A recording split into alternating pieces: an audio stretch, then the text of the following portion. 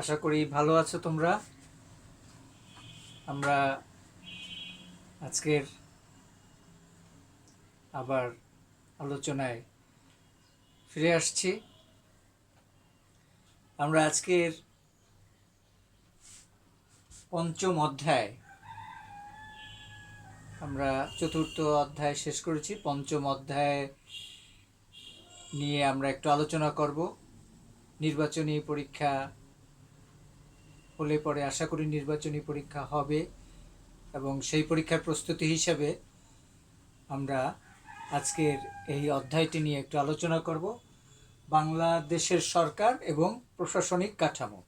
বাংলাদেশের সরকার এবং প্রশাসনিক কাঠামো। বাংলাদেশের সরকার অর্থাৎ সরকার কি, এটা তোমরা জানো যে রাষ্ট্রের একটি উপাদান, এমনই একটি উপাদান যার মাধ্যমে রাষ্ট্রটি পরিচালিত হয়। কেমন? রাষ্ট্রটি সক্রিয় হয়, রাষ্ট্রের ইচ্ছা অনিচ্ছাগুলো বাস্তবায়িত হয়, রাষ্ট্রের সার্বিক কার্যাবলী পরিচালিত হয় এই সরকারের মাধ্যমে।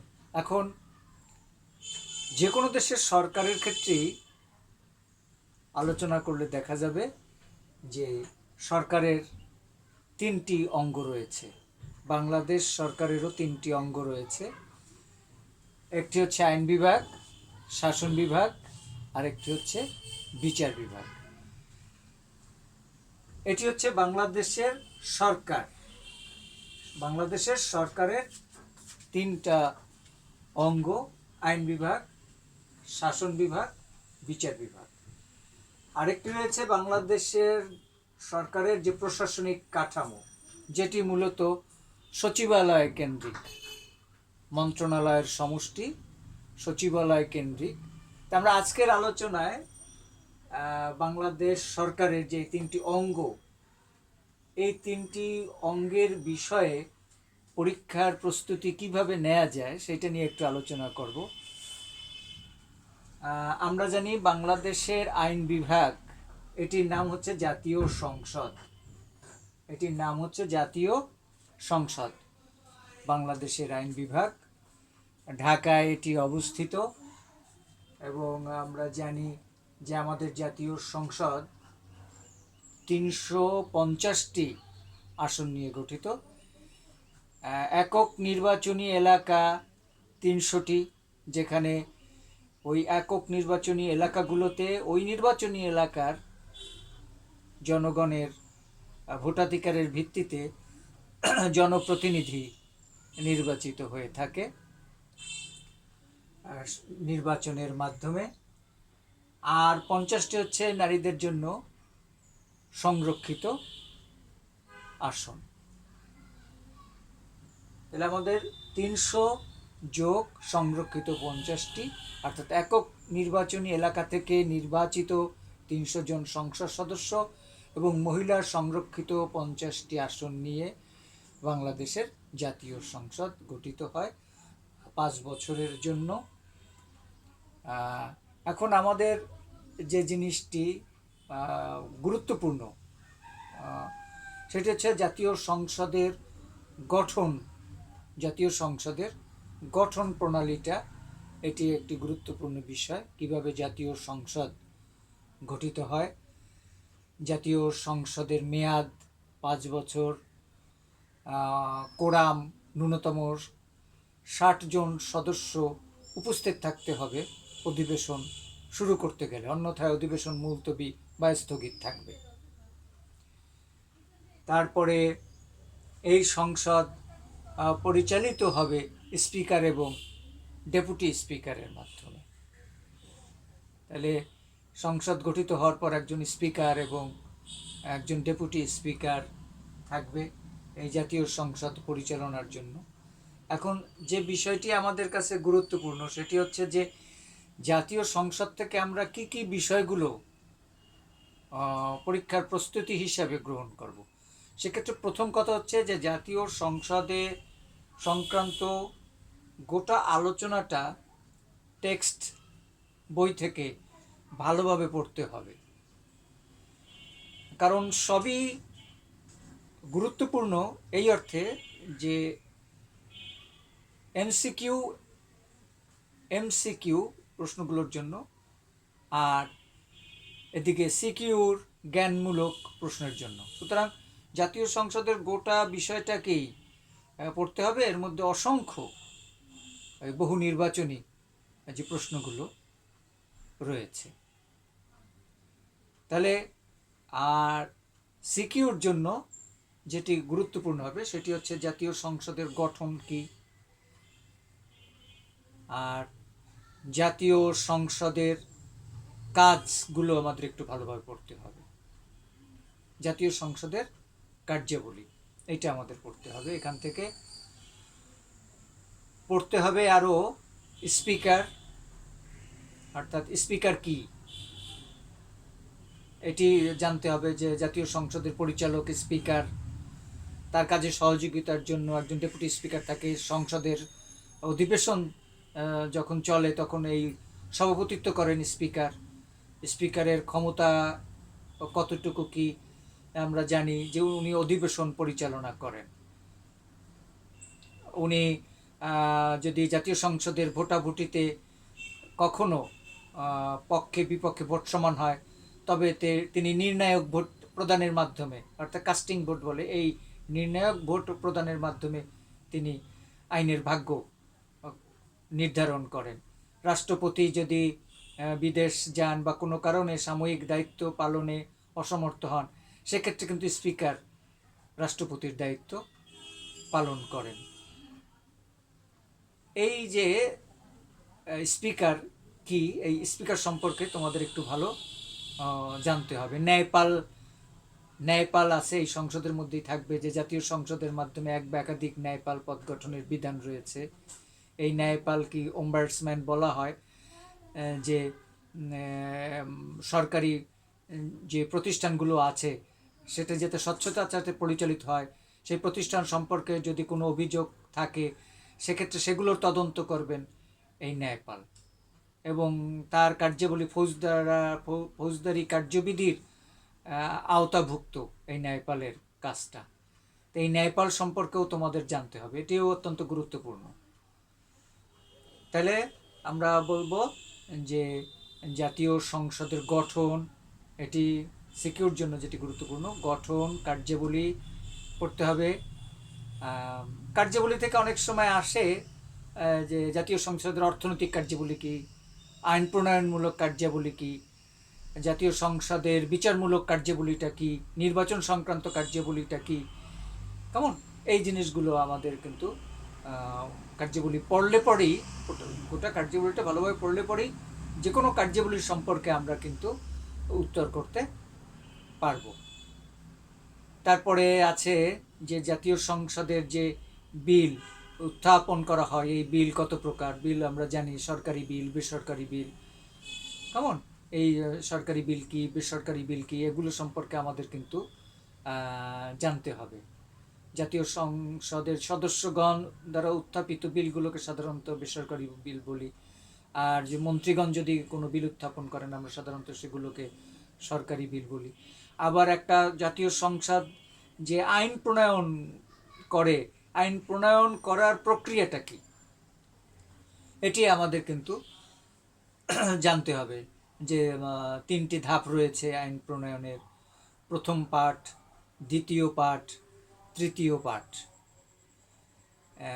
এই যে প্রথম পাঠে সাধারণত দেখা যায় যে বিলটি উত্থাপন করা হয় পার্লামেন্টের সামনে, আর দ্বিতীয় পাঠে সাধারণত এটা একটু দীর্ঘ হয়। দ্বিতীয় পাঠে এই বিলের উপরে আলোচনা, পর্যালোচনা, যাবতীয় বিতর্ক অনুষ্ঠিত হয়। তৃতীয় পাঠে ভোটাভুটির মাধ্যমে আইনটি গৃহীত হয়। এগুলো মূলত আমাদের আইন বিভাগ অর্থাৎ জাতীয় সংসদ থেকে এই বিষয়গুলো কিন্তু তোমাদের ভালোভাবে জেনে নিতে হবে। আচ্ছা, এরপরে আছে আমাদের শাসন বিভাগ। বাংলাদেশের শাসন বিভাগ থেকে সাধারণত রাষ্ট্রপতি এবং প্রধানমন্ত্রীকে নিয়ে আলোচনা করা হয়েছে। এই দুটি পদ নিয়ে তোমাদের বইতে আলোচনা করা হয়েছে, বাংলাদেশের শাসন বিভাগ, রাষ্ট্রপতি এবং প্রধানমন্ত্রী। তো এক্ষেত্রে তোমাদের স্মরণযোগ্য যে বাংলাদেশে সংসদীয় সরকার প্রবর্তিত থাকায়, অর্থাৎ আমাদের শাসন ব্যবস্থা হচ্ছে গণতন্ত্র। কোন ধরনের গণতন্ত্র? সংসদীয় গণতন্ত্র। এবং সংসদীয় গণতন্ত্রের অন্যতম বৈশিষ্ট্য হচ্ছে যে এখানে রাষ্ট্রপতি নামে মাত্র প্রধান, নিয়মতান্ত্রিক প্রধান, আক্ষরিক অর্থে প্রধান, প্রতীকী প্রধান। যেমন আমরা বলি নিয়মতান্ত্রিক প্রধান, অর্থাৎ তিনি যা কিছু করবেন রাষ্ট্রপতি, সেটি প্রধানমন্ত্রীর পরামর্শক্রমে, সুপারিশক্রমে রাষ্ট্রপতির নামে সমস্ত কাজ সম্পন্ন হবে, কিন্তু রাষ্ট্রপতি তার সমস্ত দায়িত্বও পালন করবেন প্রধানমন্ত্রীর পরামর্শ বা সুপারিশ ক্রমে।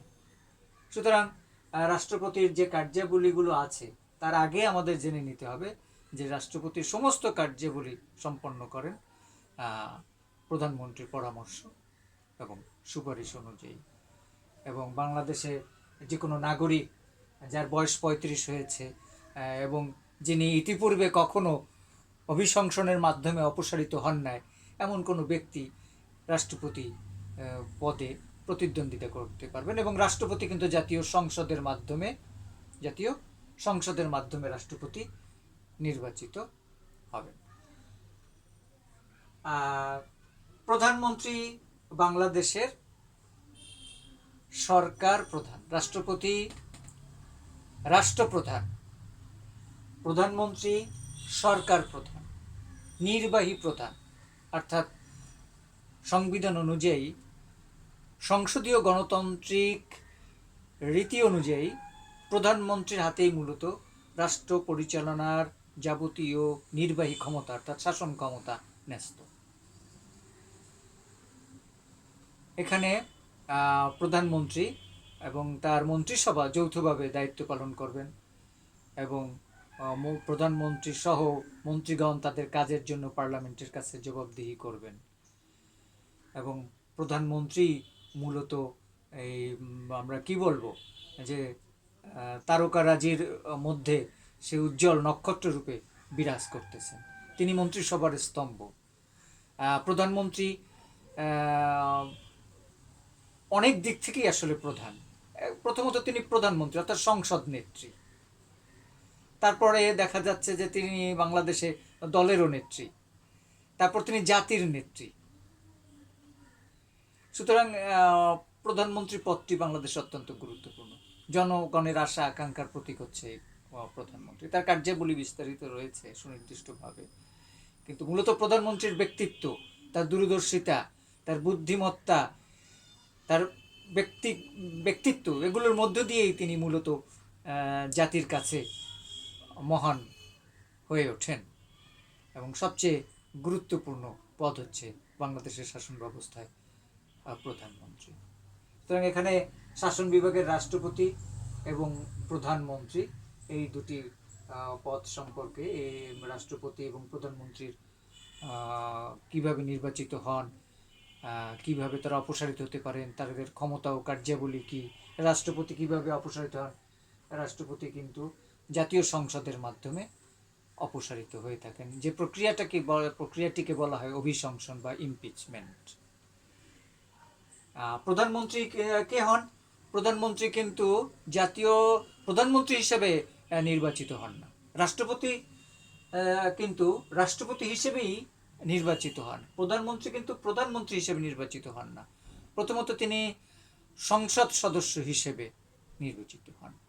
তারপরে সংসদ যে রাজনৈতিক দলটি বেশি আসন লাভ করে, অর্থাৎ জাতীয় সংসদের সংখ্যাগরিষ্ঠ যে দলটি, সেই দলের যে সংসদীয় মিটিংটি বসে, অর্থাৎ যারা সংসদ সদস্য হিসেবে নির্বাচিত হয়েছে তারা যে নির্বাচিত হওয়ার পর একটা সভা করেন, সেই সভায় তারা তাদের নেতা নির্বাচন করেন এবং যাকেই এই নেতা নির্বাচন করা হয় এই সংসদীয় বৈঠকে, তিনিই হন বাংলাদেশের প্রধানমন্ত্রী।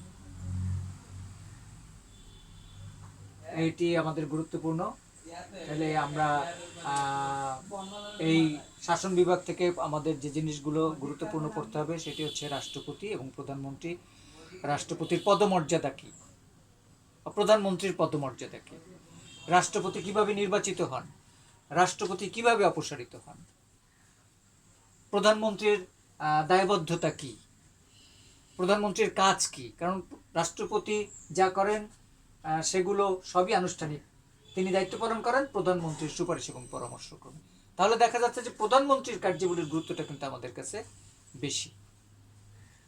প্রধানমন্ত্রী, বাংলাদেশের প্রধানমন্ত্রীর পদমর্যাদা কি, তার কাজ কি, জাতির নেতা হিসেবে তার ভূমিকা কি হতে পারে,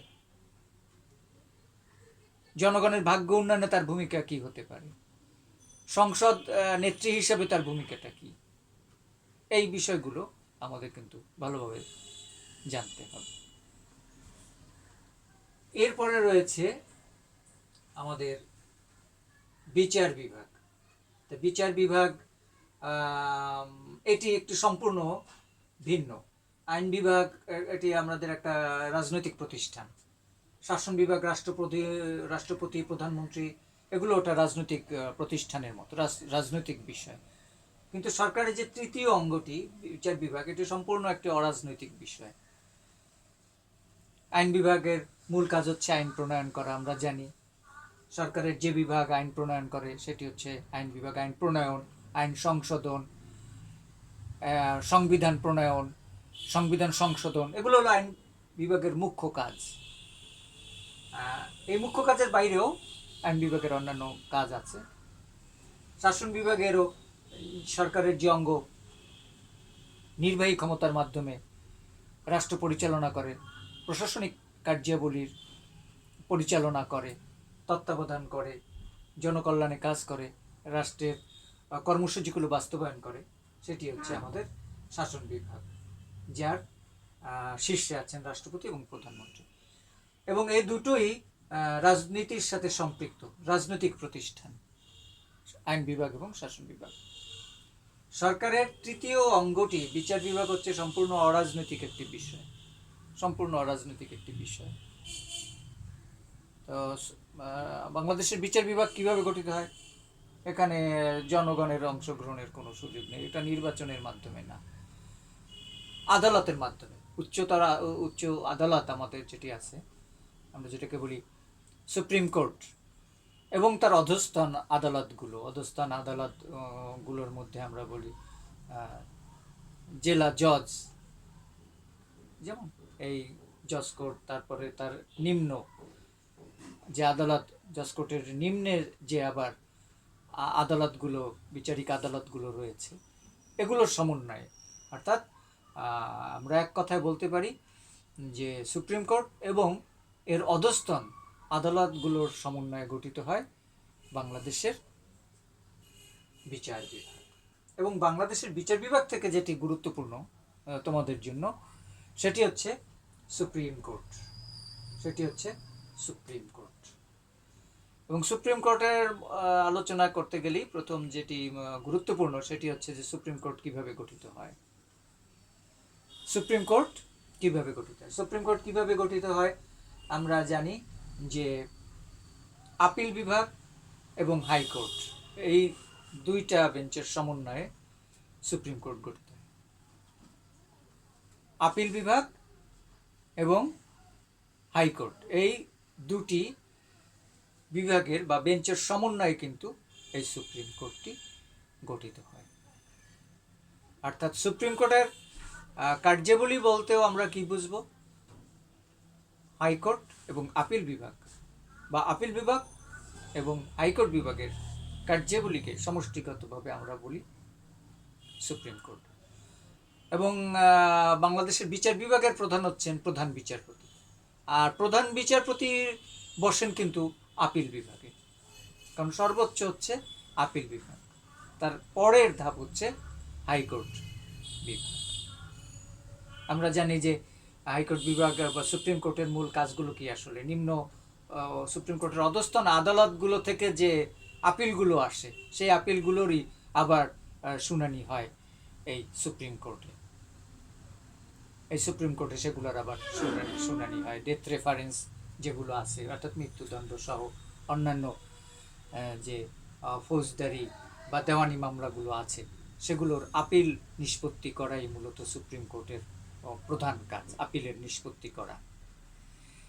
এছাড়াও দেখা যাবে যে সুপ্রিম কোর্টের আরেকটি কার্যাবলী হচ্ছে যে অধস্তন আদালতগুলোকে তত্ত্বাবধান করা, দেখাশোনা করা।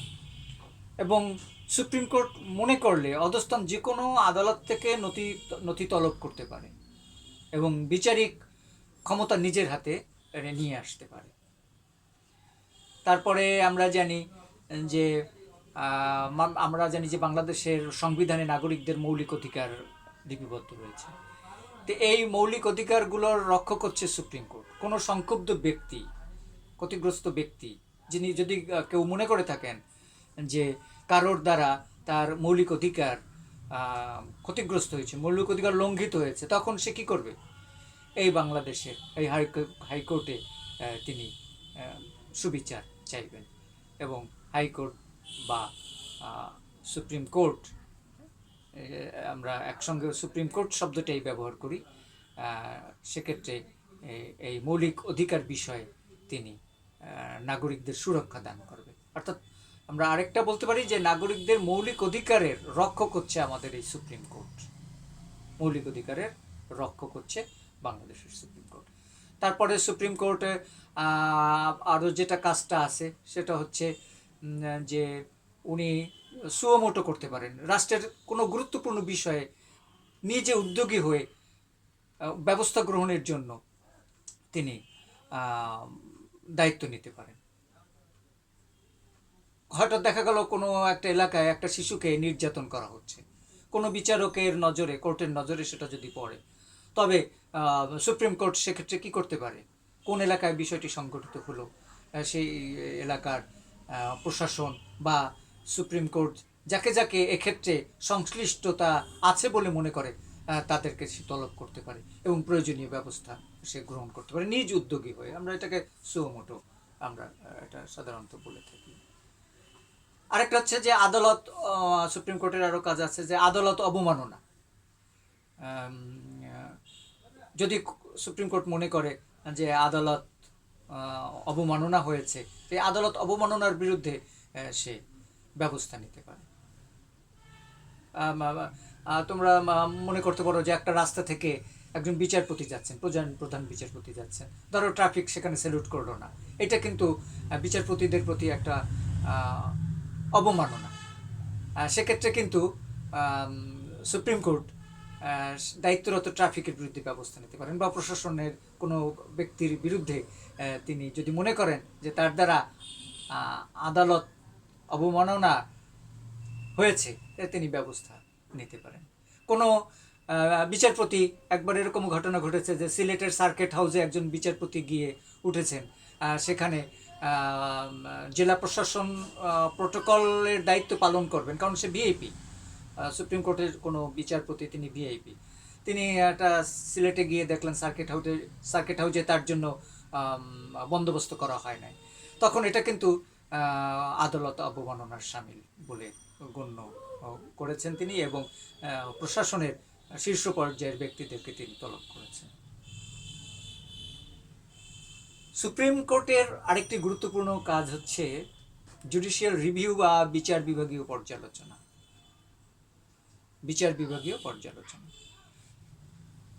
সেটি কি? সেটি হচ্ছে বাংলাদেশের সংবিধান হচ্ছে সর্বোচ্চ আইন। বাংলাদেশের সংবিধান হচ্ছে সর্বোচ্চ আইন। সংবিধানের সাথে সাংঘর্ষিক কোনো আইন জাতীয় সংসদ প্রণয়ন করতে পারবে না। আমরা জানি আইন প্রণয়নের ক্ষেত্রে জাতীয় সংসদের ক্ষমতা সর্বোচ্চ, এটাও ঠিক। যেমন ব্রিটেনের আইনসভা পার্লামেন্ট সম্পর্কে বলা হয় যে নারীকে পুরুষ করতে পারে না, পুরুষকে নারী করতে পারে না, এছাড়া ব্রিটেনের পার্লামেন্ট সব করতে পারে। তা আমাদের সংবিধান অনুযায়ী পার্লামেন্টের ক্ষমতাও, আইনসভার ক্ষমতাও কিন্তু অনুরূপ, কারণ আমাদের যে সংসদীয় ব্যবস্থা কিন্তু ব্রিটেনের অনুরূপ। সেক্ষেত্রে আমাদের পার্লামেন্টেরও কিন্তু আইন প্রণয়ন সংক্রান্ত ক্ষমতা অবাধ। কিন্তু একটি জায়গায় একটি জায়গায় জাতীয় সংসদের ক্ষমতাকে কিন্তু সীমাবদ্ধ করা হয়েছে, যে জাতীয় সংসদ সংবিধান পরিপন্থী বা সংবিধানের সাথে সাংঘর্ষিক কোনো আইন প্রণয়ন করতে পারবে না। যদি করে তো কি হবে? এখন প্রশ্ন হচ্ছে, যদি জাতীয় সংসদ কোনো কারণে সংবিধান পরিপন্থী কোনো আইন প্রণয়ন করলো, তার এক্ষেত্রে কি হবে? সেখানে একটা ওয়ে আউট বাংলাদেশের সংবিধানেই রয়েছে। কি সেটি? সুপ্রিম কোর্টকে সংবিধানের রক্ষক বা অভিভাবক হিসাবে দায়িত্ব দেওয়া হয়েছে। সুপ্রিম কোর্টকে সংবিধানের রক্ষক বা অভিভাবক হিসাবে দায়িত্ব দেওয়া হয়েছে, এবং সুপ্রিম কোর্টের এই দায়িত্বটাকেই আমরা বলি জুডিশিয়াল রিভিউ বা বিচার বিভাগীয় পর্যালোচনা। কীরকম? কোনো ব্যক্তি যদি জাতীয় সংসদ কর্তৃক প্রণীত কোনো আইন পর্যালোচনা করে দেখে যে আইনটির কোনো অংশ বা অংশবিশেষ, আইনটির কোনো ধারা বা পুরো আইনটাই সংবিধানের সাথে সাংঘর্ষিক বা সংবিধান পরিপন্থী, তবে ওই ব্যক্তি সুপ্রিম কোর্টে এইটার একটা প্রতিকার চাইতে পারে। তখন এরকম সুপ্রিম কোর্টের কাছে আবেদন আসলে পরে কি আবেদন? যে জাতীয় সংসদ কর্তৃক প্রণীত অমুক আইনটির অমুক ধারা বা পুরো আইনটি সংবিধানের সাথে সাংঘর্ষিক বা সংবিধান পরিপন্থী। তখন সুপ্রিম কোর্ট কী করতে পারে? ওই ব্যক্তির আবেদনের প্রেক্ষিতে তিনি জাতীয় সংসদের ওই বিলটিকে, যে বিলটি সম্পর্কে সংবিধান পরিপন্থী বলে প্রশ্ন উঠেছে, সেই আইনটি খসড়া এনে বা আইনটি এনে বিচার বিভাগ সেটাকে পর্যালোচনা করে। বিচার বিভাগীয় প্যানেল তৈরি করে প্রধানমন্ত্রীর নেতৃত্বে,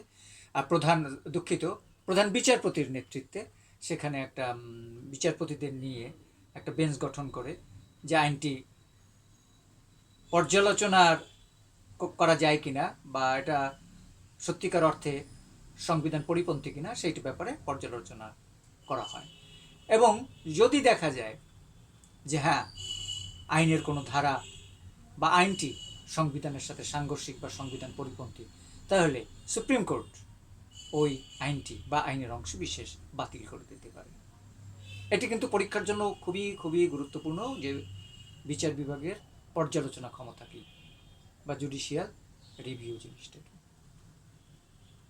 আর আমরা আরেকটা জিনিস জানি যে বাংলাদেশের কিন্তু বিচার বিভাগের যারা বিচারক, তাদের অপসারণ ক্ষমতা কিন্তু জাতীয় সংসদের হাতে ন্যস্ত করা হয়েছে।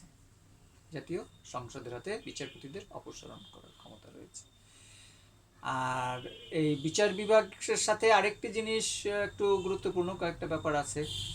একটা হচ্ছে সুপ্রিম জুডিশিয়াল কাউন্সিল, যেটি মূলত বিচারপতিদের আচরণবিধি লঙ্ঘনজনিত বিষয়গুলো দেখে এবং প্রয়োজনীয় ব্যবস্থা নিয়ে থাকে। তারপরে আরেকটু আছে এখান থেকে প্রশাসনিক ট্রাইব্যুনাল, এটি একটা বিশেষ আইনি ব্যবস্থা। বিশেষ ক্ষেত্রে, বিশেষ পরিবেশের ক্ষেত্রে, বিশেষ পরিস্থিতিতে জাতীয় সংসদের মাধ্যমে কিন্তু প্রশাসনিক ট্রাইব্যুনাল গঠন করা হয়। তারপরে আরেকটু ব্যাপার আছে অধ্যাদেশ। এই জিনিসগুলো, যে অধ্যাদেশ কি, যে রাষ্ট্রের যখন জাতীয় সংসদের অধিবেশন থাকে না, অধিবেশন কাল ব্যতীত যদি কোনো গুরুত্বপূর্ণ বিষয়ে আইন প্রণয়নের প্রয়োজন হয়, তবে রাষ্ট্রপতি সেক্ষেত্রে কিন্তু ওই আইনটি আসলে অধ্যাদেশ হিসেবে জারি করতে পারেন, যদিও পরবর্তীতে সেটি আবার জাতীয় সংসদের মাধ্যমে পাশ করিয়ে নিতে হবে, অন্যথায় তা নির্দিষ্ট সময়ের পরে সেটি বাতিল হয়ে যাবে। এই অধ্যাদেশটা কে জারি করেন? অধ্যাদেশ কি আমি সেটা বললাম, যে সংসদ অধিবেশন কাল ব্যতীত বিশেষ প্রয়োজনে যদি কোনো আইন করতে হয়, তবে ওই বিষয়ে রাষ্ট্রপতি যে আদেশটা জারি করেন সেটাই হচ্ছে অধ্যাদেশ। এবং জারি করেন কে? আমি বললাম যে অধ্যাদেশ জারি করতে পারেন এটা রাষ্ট্রপতি, যদিও সব কাজ রাষ্ট্রপতি এটি করে থাকেন প্রধানমন্ত্রীর সুপারিশ ক্রমে, সে বিষয়ে কোনো সন্দেহের অবকাশ নেই। তাই আমরা আজকের মোটামুটি চেষ্টা করেছি যে এই পঞ্চম অধ্যায় থেকে বাংলাদেশের সরকার এবং প্রশাসনিক কাঠামো আলোচনা করে। তবে প্রশাসনিক কাঠামো নিয়ে তার আজকের আলোচনা হয় না, মূলত সরকার এবং তার 3টি বিভাগ নিয়ে আলোচনা করেছি। এবং যেভাবে বললাম সেই বিষয়গুলো প্রতি নজর দিয়ে তোমাদের যে মূল টেক্সট বইটি আছে সেই টেক্সট বইটি ভালোভাবে তোমাদের পড়তে হবে। তো সবাই ভালো থাকো, সুস্থ থাকো, আল্লাহ হাফিজ।